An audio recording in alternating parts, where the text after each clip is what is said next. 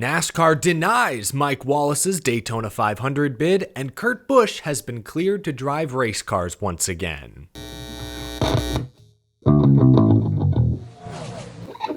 How's it going, y'all? My name is Eric. Welcome to Out of the Groove. Hope your week is going well. Hope it's going half as well as Christopher Bell and Kyle Larson's Chili Bowl thus far. Last night was the first night of Chili Bowl week. Christopher Bell, fresh off a Tulsa shootout victory a few nights ago, won the Race of Champions, while Kyle Larson patiently weaved his way through the top five to win the first Chili Bowl preliminary feature. Locked himself into, I believe, Saturday night's main event. Worth mentioning, 16-year-old Brent Cruz, Toyota driver we've talked about recently, drove from, I think, 17th to 4th in the feature. Pretty impressive rally. The NASCAR guys cleaned up last night, and Ty Gibbs, Ricky Stenhouse, Kyle Busch, and others are still waiting for their turn to race later this week. I love the Chili Bowl. I love keeping up every year. It's a full week of action, and it feels like every year this is the event someone new makes a name for themselves. I don't follow every short track series super closely. It's the same for like the Snowball Derby on the asphalt side. Sure, there are other huge short track races every year. All-American 400, Winchester, you name it. But the Snowball, that's where Eric Jones was sort of discovered by Kyle Busch. Noah Gragson, Chase Elliott, I believe, is still the youngest winner in that event's history. Like, that's another race where the next big thing often gets discovered. Names are made here as, the Xfinity Series is tagline, but I think it actually applies to the Chili Bowl, the Snowball Derby, some of these huge marquee short track events across the country. So that's why I love watching the Chili Bowl. Not only is the racing, the action fantastic, it goes on for days and days, but usually the best of the best are there competing, and we see some breakout stars every single year. So excited to keep up with the Chili Bowl the rest of this week. NASCAR guys, again, kind of cleaned up yesterday. But now let's get to the big news. Last night, news broke that Mike Wallace will not be approved to run the Daytona 500. I found this statement on NASCAR.com. They say, quote, because Wallace has not raced on an intermediate or larger racetrack since 2015, at this time he is not approved to race at the NASCAR Cup Series level. Mike Wallace, now 65 years old, has not raced in NASCAR since 2020 when he made 3 road course starts for JD Motorsports. But as NASCAR's statement says, he has not raced an oval in a decade. I kind of called this one, unfortunately. When the news first broke that Mike Wallace was going to attempt the Daytona 500 with MBM Motorsports, after years away from stock car racing, I wondered how he even got approved. Only because in recent years, NASCAR has been more strict about this kind of thing. Like in 2021, Jennifer Jo Cobb put a deal together to run a Cup Series race at Talladega, but NASCAR would not approve her. Shoot, just last year, NASCAR forced Shane Van Gisbergen to run the ARCA Daytona race before they would approve him for the Xfinity Daytona race. And this year, Helio Castroneves, who's gone 220 on an oval recently, is also running the ARCA race before he attempts the Daytona 500. Now, there are some other examples, like in 2021, NASCAR approved 62-year-old Derek Cope to race in the Daytona 500 despite him being out of the seat for 3 years. But I think NASCAR realized quickly that may have been a mistake. Again, back to Mike Wallace. He's been out of the seat for 5 years, hasn't raced an oval in 10 years, and if we compare him to Derek Cope, he doesn't have a Daytona 500 win on his resume, so not exactly the same thing, but there are some similarities. Anyway, Mike Wallace posted this statement to Facebook: Daytona 500 non-update. To my utter shock and devastation, at 4 o'clock today, NASCAR competition director Elton Sawyer called me to inform me that NASCAR has decided not only to not approve me for the Daytona 500, but at this time not approved to race in the Cup, Xfinity, and Truck Series in 2025, but could go through their process to possibly get approved for 26.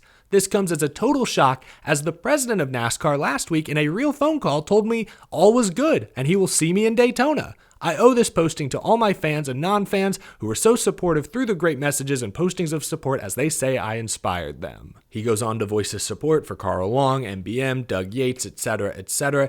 It sounds like there was a miscommunication somewhere along the way, but more on that in a moment. First and foremost, I just want to say, I do feel bad for Mike Wallace. He sounded really excited about this. He really wanted this opportunity. He was very open in the past couple weeks about struggling with loneliness since his wife sadly passed away last year. NASCAR was familiar to him and his family. He wanted to go have some fun. And clearly he thought he had done enough to get the proper approval. Unfortunately, though, it seems he may have misunderstood or underestimated NASCAR's thorough approval process. Kenny Wallace, Mike's younger brother, did a short live stream on his YouTube channel last night and suggested that Mike made his Daytona 500 announcement at a bad time. Because it was announced during the holiday break, communication with NASCAR was slow. Kenny also suggested that Mike waited too long. If he'd announced this sooner, perhaps NASCAR could have helped put together an ARCA test or some sort of refresher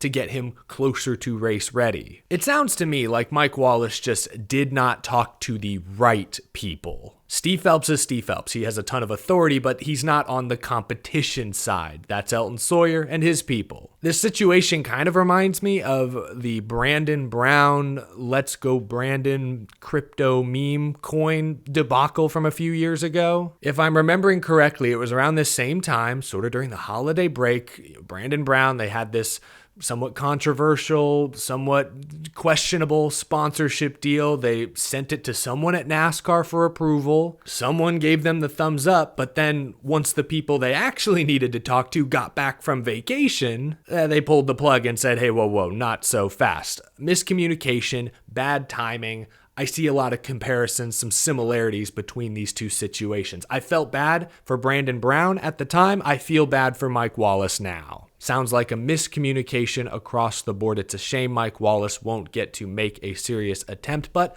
that being said, with all due respect to Mike Wallace and everything he accomplished during his NASCAR career effectively ended 10 years ago. NASCAR has the right to establish a minimum standard, especially for their biggest race of the year. It's easy to lose perspective when we're watching on TV, but we're talking about 3,000-pound hunks of metal roaring around a racetrack at 200 miles per hour, inches from one another, just a few feet away from spectators with only a metal fence between them. This stuff is extremely dangerous. Now, of course, major crashes are going to happen regardless. Even the best drivers make mistakes at Daytona, leading to dangerous 20-car pileups. That's going to happen. But NASCAR owes it to itself, its fans, its competitors.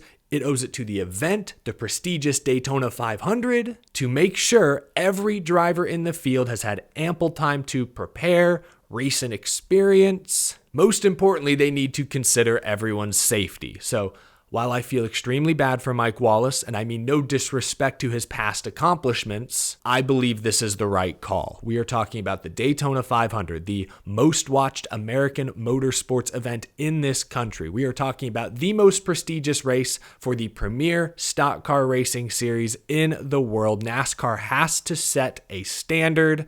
I believe, ultimately, they made the right call here. Unfortunately, this means that MBM Motorsports is now scrambling to find a new driver, new sponsors. They released a statement yesterday that said, in part, quote, "For MBM, we must regroup at this late stage with the loss of our driver and sponsor for the Great American Race. Our team is working swiftly to sign another funded driver for Speed Weeks in order to still attempt the 67th Daytona 500. Sponsorship opportunities remain with our 66 team. Contact us at their email for more." Oh God, that's Timmy Hill's music. No, in all seriousness, I don't know who they're going to get. I know last year MBM Motorsports ran Ford Mustangs in the Cup Series. So if we look at like the Xfinity Series, Ford has Sam Mayer. They've got Sheldon Creed. Shoot, what about Harrison Burton? Yeah, the most recent Daytona winner. Hey, that might make some sense if they can make the financials work, if that's an opportunity Harrison's even interested in. It's an open entry. They have to qualify on speed, which will be tough probably, or through the dual races. I'm not sure who they may sign. Leave your thoughts down in the comment section below. Any names, any suggestions that come to mind? What about Kurt Busch?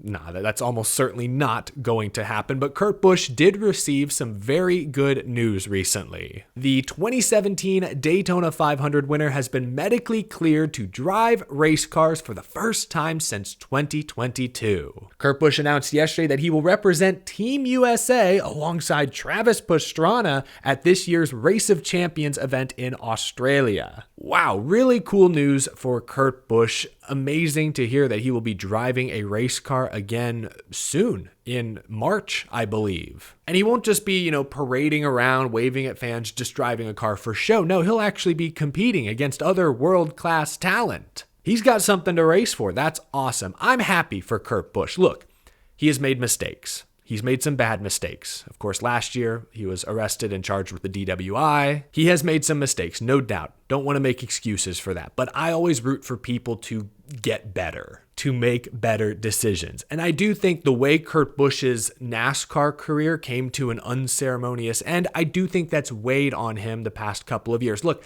I hate to try and psychoanalyze someone I don't even know from afar. Like, that is unfair. But I imagine, let's just say, that the way his NASCAR career ended left somewhat of a bitter taste in his mouth. I mean, how could it not? He was winning consistently at Chip Ganassi Racing, then gets over to 2311, Toyota, Michael Jordan, wins a race early in the year at Kansas, things are looking good, and then a routine crash at Pocono, concussion, ends his career effectively. Driving a car that NASCAR designed and tested largely on a computer that was not ready, frankly, for real-world competition. Like, how could that not make you bitter? At least a little bit. I imagine the last couple of years have been up and down with some very challenging moments, so I am happy to hear Kurt Busch has been cleared to race. Hopefully that means he's doing a lot better. I believe he's also been training to race in this year's Baja 1000, so that's all great. That's all very good news to hear. Good luck to Kurt Busch representing Team USA